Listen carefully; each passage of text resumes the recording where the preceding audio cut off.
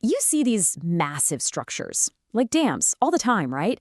But have you ever really stopped to think about what happens if one fails? What's the true cost?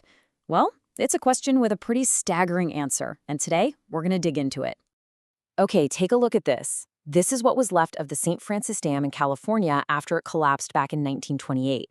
It's a really haunting image, and it represents one of the absolute worst civil engineering disasters in American history. It's just this stark reminder of the immense power we try to control and the devastating consequences when that control is lost. To really get a handle on the cost of a disaster like this, we've got to go back to that night. What happened was, simply put, cataclysmic. I want you to just try and picture this. A wall of water 10 stories high, just tearing through the Santa Clara River Valley.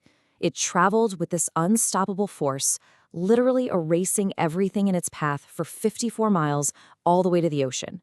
The physical devastation was total. But believe me, the story does not end there. So, the water's gone. Now what? How do you even start to put a price tag on something like that? It's not just about the immediate destruction. The true cost is a way more complex and, frankly, a more haunting equation. And that's exactly what we're going to unpack. So, you might be wondering, how on earth does the government calculate the cost of a disaster? Well, it turns out they actually have a whole methodology specifically for this. Yep, it's officially called Economic Consequences, and it's a framework put together by the U.S. Bureau of Reclamation. And listen, this is way more than just adding up receipts for broken buildings. It's a really comprehensive approach designed to capture every single financial ripple that spreads out from a dam failure. So they basically break it down into two buckets you see here: direct and indirect. Direct impacts are the obvious stuff, right? The house that gets washed away, the bridge that's just gone. Indirect impacts, well, that's the sneaky stuff. It's the ripple effects. The local cafe that goes out of business 6 months later because all the tourists are gone. These are the long-term economic shadows of the flood. To make this all feel a bit more real, let's dive into an official case study from the Bureau of Reclamation.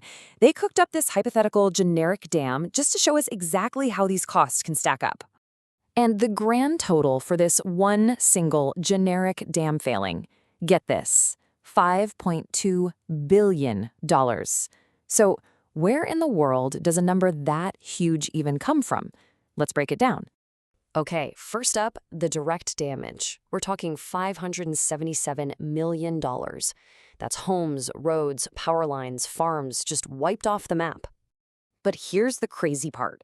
That's just a fraction of the total cost. The biggest hit, by a long shot, is what they call lost benefits. We're talking $1.1 billion in services that the dam used to provide and now can't.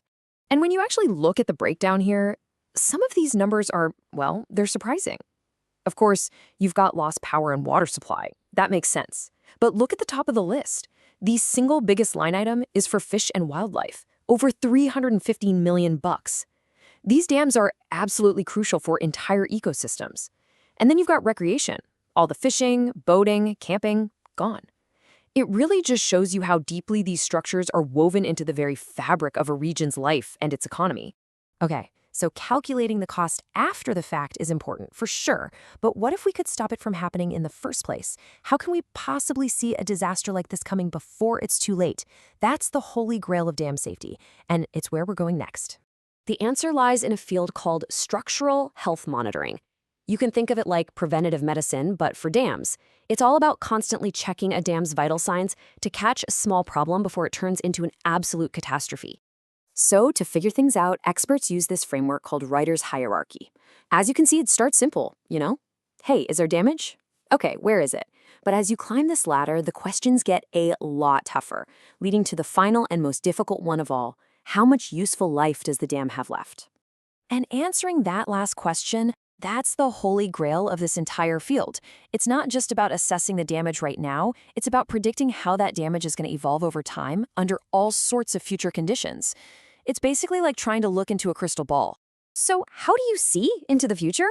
Well, this is where artificial intelligence comes in. Researchers are developing a new kind of AI that can create what you could call a digital ghost of a dam, allowing them to predict its future with, frankly, stunning accuracy.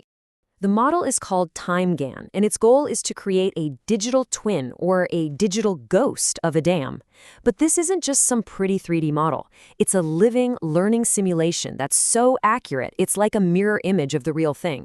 And the really cool part is that it learns not just from one dam, but from the data of hundreds of similar structures. So how does this all work? Well, TimeGAN basically gobbles up data from hundreds of dams to learn the underlying physics of how they age and degrade. Then, it uses all that knowledge to generate thousands of possible futures for one specific dam.